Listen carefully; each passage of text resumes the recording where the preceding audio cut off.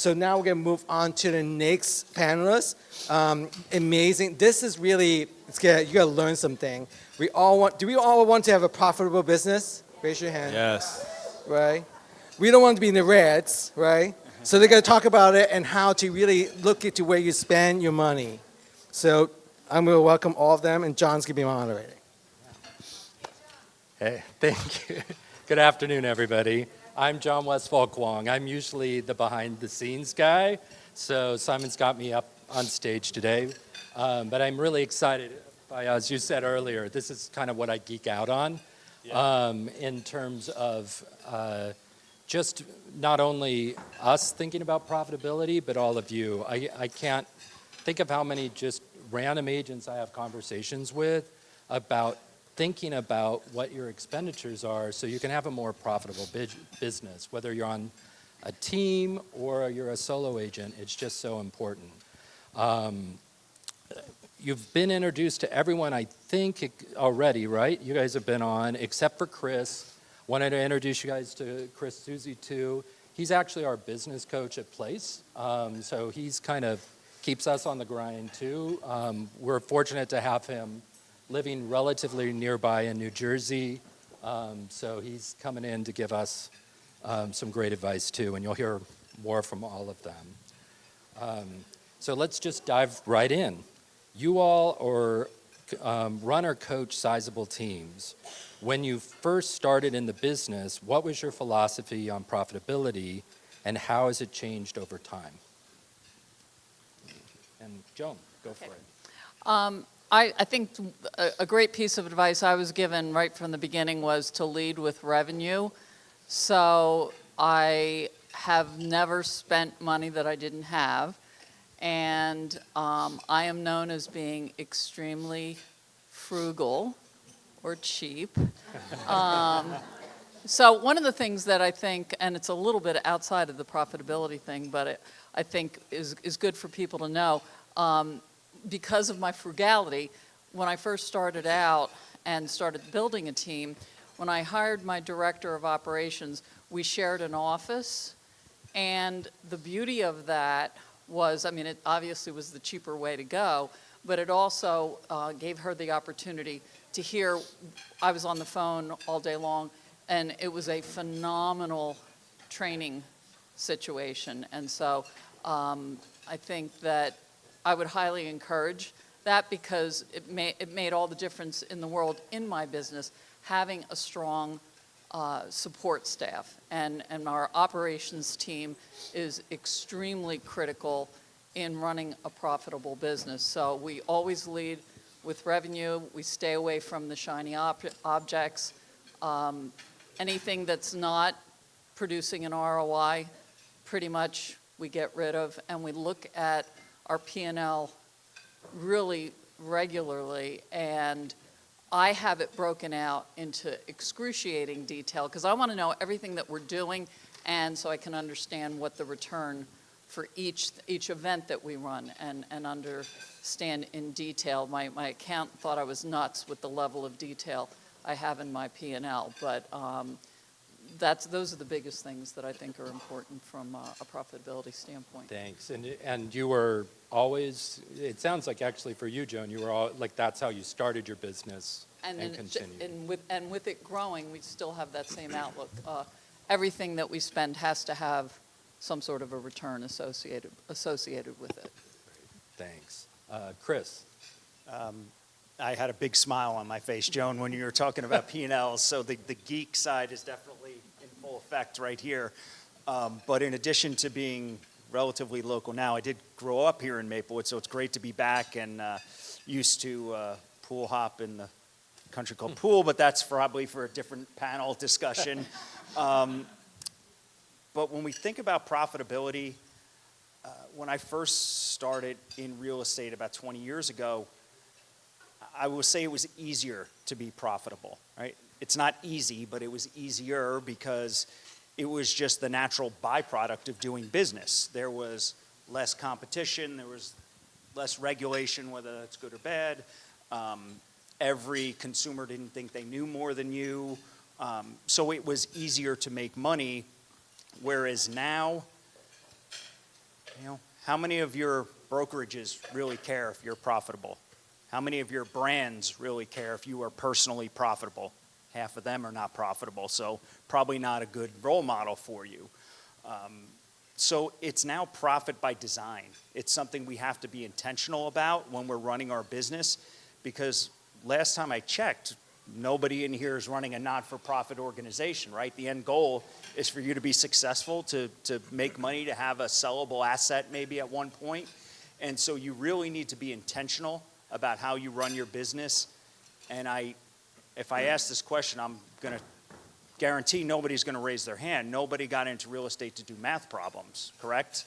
Right? So Except for commission percentages. Except, yeah, they're very good at that. Multiplying that, we're really good. Down to the penny. Yeah, absolutely.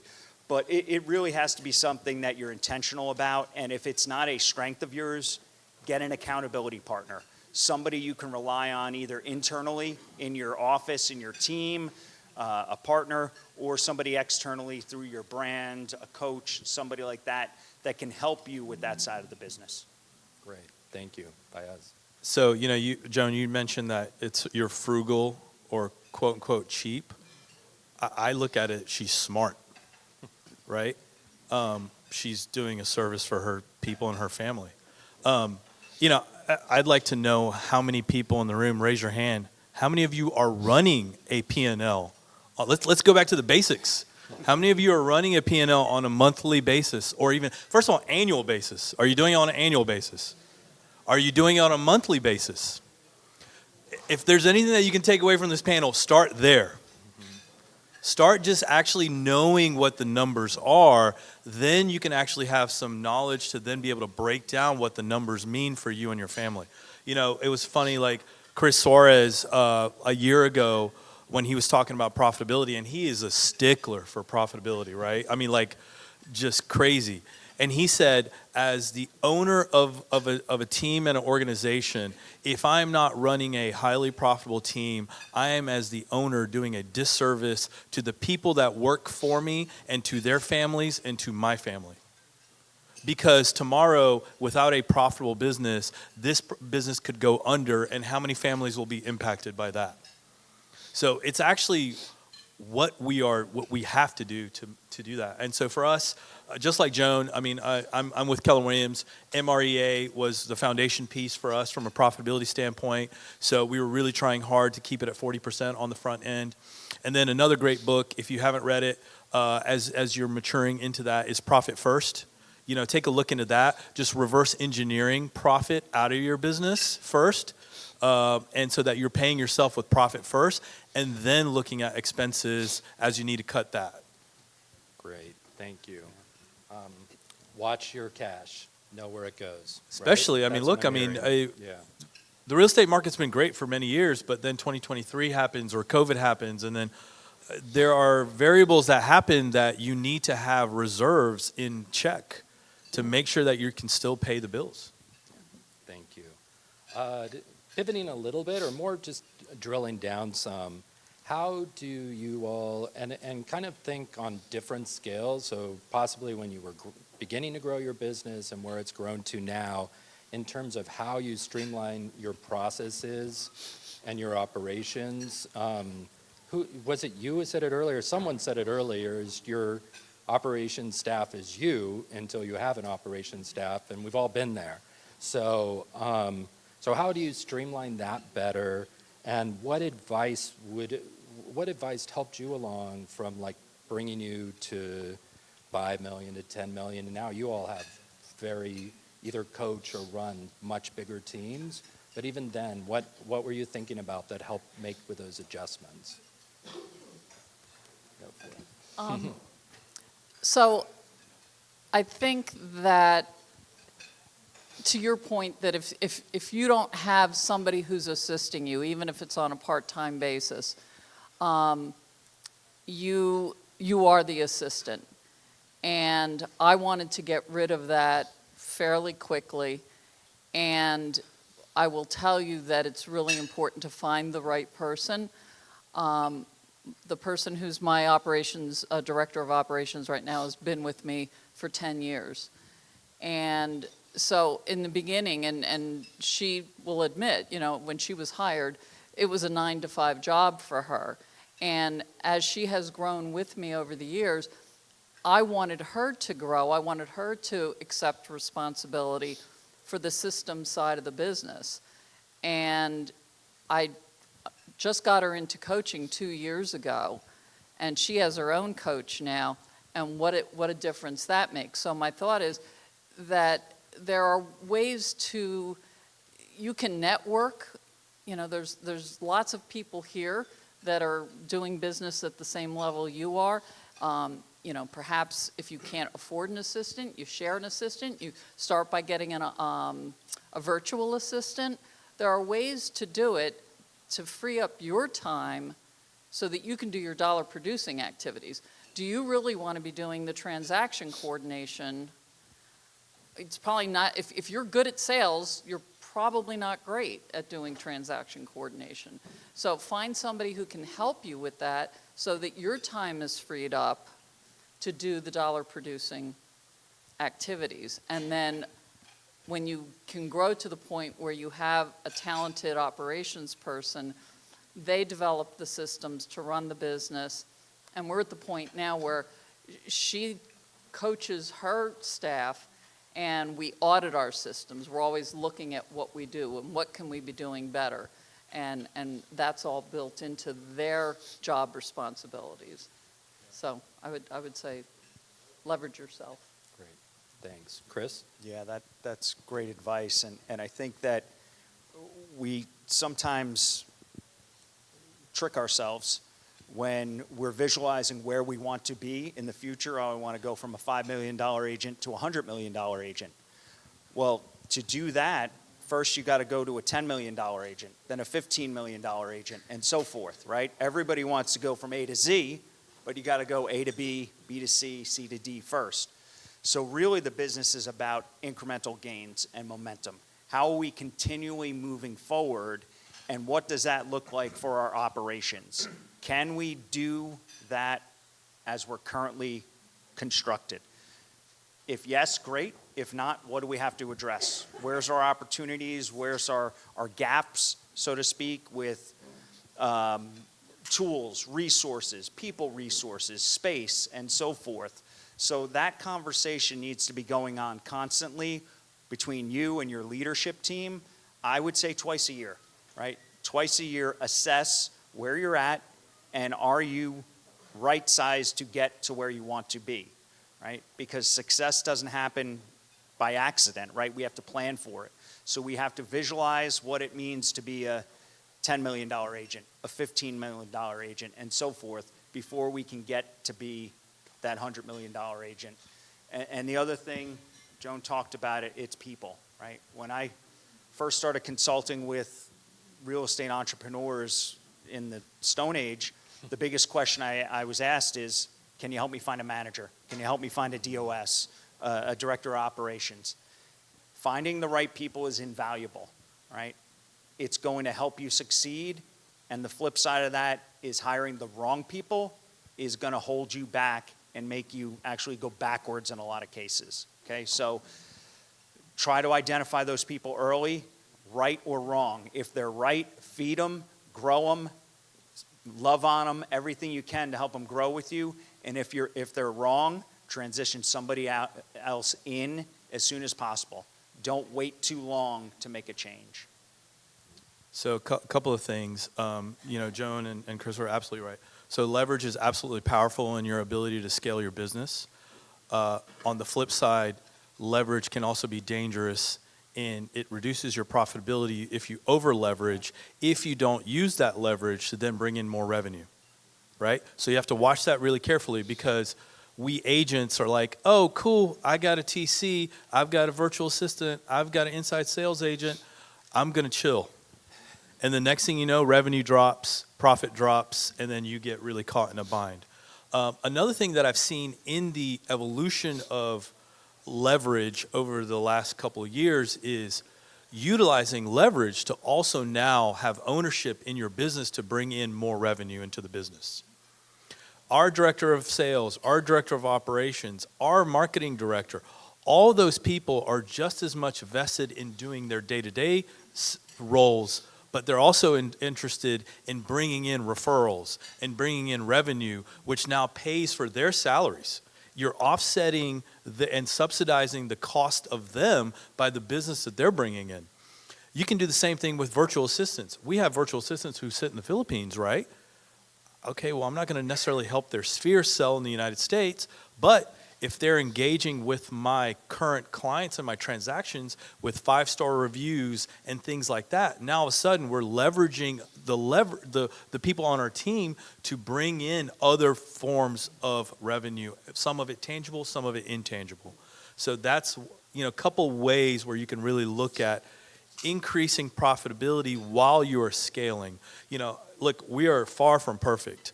One of the things that I'm in the last couple of months is I'm over leveraged, right? I need to, as a team owner, get in deeper and get more either revenue out of the current business that I have, which will increase profit, or I just have too many people. Those are some real conversations that are tough to have in this day and age because you're impacting families. But that's a business owner's fault, not my people's fault. Thank you. And I think it kind of goes without saying, we're not going to go deep on this particular question, but just when we're looking at all of our expenses, what you're spending on lead gen. If anyone has a sentence or two they want to say on lead gen, go for it, because I think even for our own business, sometimes there's lots of pretty things to pay for lead gen. How do you make sure that you're measuring that that's profitable? I'm very low on lead gen spend. Have been most of my majority of my business comes from the Sphere SOI, and then agent referrals, which that's a cost of sale. That's not inexpensive, but we don't spend $1 on Zillow. We don't spend $1 on Realtor.com. We're just a little bit more organic based and quote unquote cheaper. Yeah. Does anybody here? Well, I think, as I had mentioned, we're doing a lot with client events, and we've gotten sponsors in the past, and I challenged my director of operations this year. So when we were planning for the current year, I said, I want one of your objectives for the year to be that you are able to cover the cost 100%. And we've not done that in the past, and we've been very profitable, but I said, I know others are doing it, so if I know it can be done, and she's taken that on, and she's very focused on, it's a goal of hers to get enough sponsorship so that our events aren't costing us anything. Great, thank you. Yeah, that's both great advice there. I would say that there's no one correct way to run a real estate operation except profitable. That's the correct way. But whether you're going to spend money on leads or spend money on something else, it's a balancing act because there's only 100 cents in a dollar, right? So every cent or dollar you're spending on leads is a dollar less you have available to spend somewhere else, which is fine as long as you realize that. Right? If I'm spending $5,000 a month on leads, well, I might not have money to have a large support staff to do other things in the office. Or, you know what, if I'm spending $5,000 on leads or I'm spending $0 on leads but paying a success fee of 40% after the fact, well, that's going to have a negative impact on my bottom line because my cost of sales is going to be higher, right? There's less money left to split with myself and my team.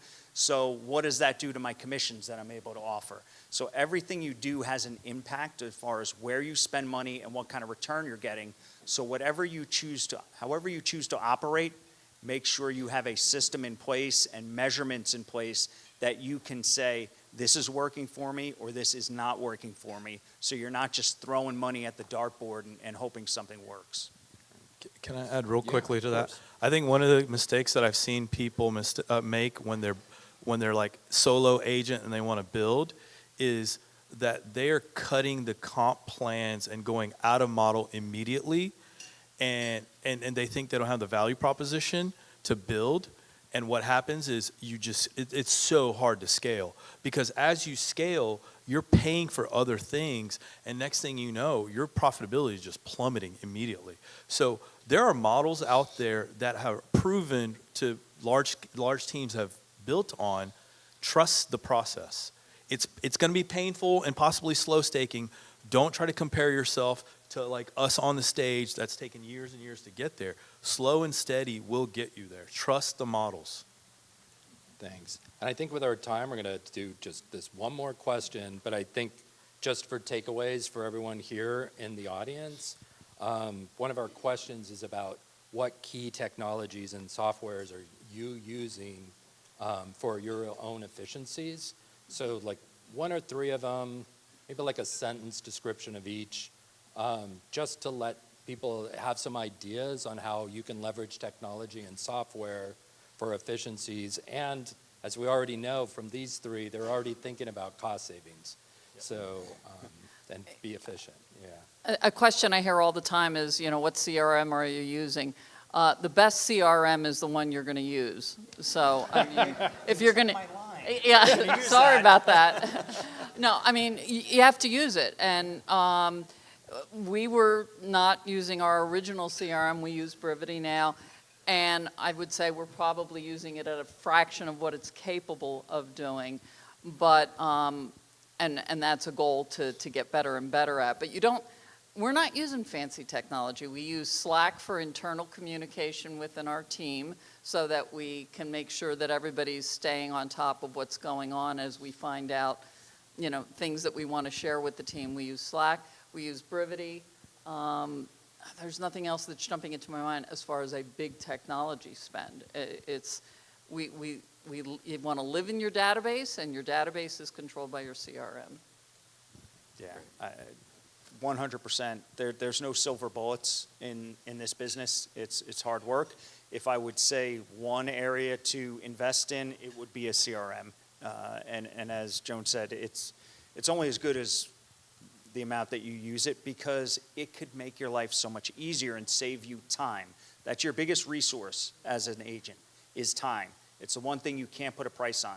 But if you had a tool that managed your customer interactions, that managed information about your clients that you could pull up, how many people are tracking, gee, when I sold that client that house, they had 1 child, that was 6 years ago, maybe they have 2 now or more, they may need to purchase a bigger house, I should have them in regular rotation. Or when I spoke to them and sold them their house, their kids were teenagers, maybe they're out of high school now and they're thinking about moving or downsizing, I should have them in the rotation to call. I mean, these are all things you can do with a CRM to make your life easier, instead of trying to rely on a random internet lead that you don't know the person on the other side, you don't know anything about them, you don't know where they're coming from. Leverage the information you already have, right? In a lot of ways, it doesn't cost you more money to become an expert, right? And that's the key. What can we do with what we already have, rather than trying to spend money on something else that we may not use, or use for a month and then give up on and have it go by the wayside? Yeah, we're in Brivity, and that was not an idea that was brought, that was from myself and my business partner. It was actually brought to us by, at the time, our director of sales and our marketing coordinator, because they just felt like we had too many systems in place, and so each one of those things was costing us more. So we consolidate everything. So Brivity provides, obviously, the CRM. Our ISAs are working in it. We have a transaction coordination system and auto plans within Brivity for our clients. That's front-facing. We also have our marketing that runs through that. And then now, our mortgage lender actually is in our CRM with our agents. So when our LO is talking to a client, he's actually updating the CRM real time with the agents, which is super powerful. A free tool that we have access to is CTE. I used it as a solo agent, loved it, and we still use it. Another Sisu is another one that's kind of like a counterpart. What does CTE do? CTE basically is just your tracking of your commissions and just kind of like your deals and where they are in the process. It's such an easy tool. It's just an Excel. It's a super powerful Excel sheet, basically, right? I mean, I'm too dumb to create that. Somebody else did it, and I just used it, and it worked for me. And we still use it. So I went from a solo agent to a $130 million team, and we still use it. So it's very scalable. So it gamifies the whole tracking of things like that. For us, it's free, but I don't know how much it costs for other people. So, Got it. Because it's time to wrap it up, sentence on anything we missed, because we have a lot more answers to questions, but it's time for our next panel. You've heard it time and time again, value, right? What differentiates you from any other agent in the marketplace? It's got to be value. Either emotional value you're providing to your clients, intellectual value, or financial value. Think of those three things, and during your day, if you're not doing things that are focused on those three things, you're missing opportunities. yeah, I think professional profitability is a disciplined sport, just like personal budgeting is. It's a long game, and you have to work on it daily, and you have to exercise these muscles. Otherwise, you're just working and selling real estate, and you're going to be doing that for no end. So I really encourage you guys to, first of all, know your numbers. Like, take that away. Know your numbers first, and then exercise it as much as you can, and you'll get more and more comfortable. And just because you're not comfortable with it, like, get a group of people together and work on it together. Like, we've learned from other people, our coaches have taught us, and other colleagues and counterparts. It is the most important thing you guys can do in your business. Joan, close it. Yeah, I would just say if you're not doing a P&L, and we already said this, please, please, please start putting something together. At the end of the year, it makes tax time so much easier because at the end of the year, if you're going back and trying to recreate everything that happened during the course of the year, that is crazy painful. So if you start tracking things on a monthly basis, I know of teams that do huge, huge businesses that absolutely don't even know whether or not they're profitable. And I question it because I know how much they're spending. And don't be that agent. Yeah, If great. you're only looking That's at a it at the end good of the year, close. it's too late to do Oh, you anything can't do about it, it. yeah. Yeah. Thank you. Thank you, everybody, for listening.